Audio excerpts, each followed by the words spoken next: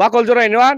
তো আজকে আমার এখানে প্রশ্ন এটা আপনাদের কাছে, আমি বাকলজোড়া আসছি, বাকলজোড়া নামটা কই থেকে হয়েছে এবং কি তা কিছু তথ্য আমরা এখানের এক মুরব্বী কাকা আছে, ওনার কাছ থেকে আমরা কিছু শুনবো। আসসালামু আলাইকুম কাকু। ওয়ালাইকুম আসসালাম। আপনি কি এই জায়গারই? আমি ওই গ্রামের বাসিন্দা। আমার পূর্ব ৪ পুরুষ এই গ্রামে, এই জায়গায়, এই বাকলজোড়া ইউনিয়ন। তো এই যে বাকলজোড়া নামটা আসছে, এটা কই থেকে আসে আপনি যদি একটু বলতেন তাহলে অনেকটা ভালো হইতো আর কি আমাদের জন্য। আচ্ছা ঠিক আছে, শুনুন কাকা। বাকলজোড়াটা একটা ঐতিহ্যবাহী গ্রাম।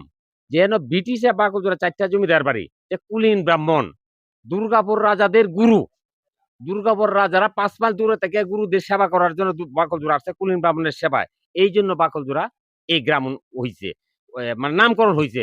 এরপরে ১৯৬৯ গণঅভ্যুত্থানের পরে বাকলজোড়া গ্রামে ৩ জন এমপি। এই জন্য এখন হচ্ছে এই জন্য ৩ জন এমপি বাকলজোড়া গ্রামে। আর কোন গ্রামে কোন ইউনিয়নে এমপি হইতে পারে নাই। এই জন্য বাকলজোড়া গ্রাম। আপনারা শুনলেন আমার মুরব্বী কাকার কাছ থেকে। আসলে আমার মুরব্বী কাকা যে কথাগুলা বলছে তার মধ্যে কতগুলা লিগেল অথবা যদি সত্য অথবা যদি কোনো ভুল ত্রুটি হয়ে থাকে, যদি আপনারা কিন্তু আসল সত্য ঘটনা জানা থাকে, অবশ্যই আমার বক্সে কমেন্ট করে যাবেন। আমি কদম আলী।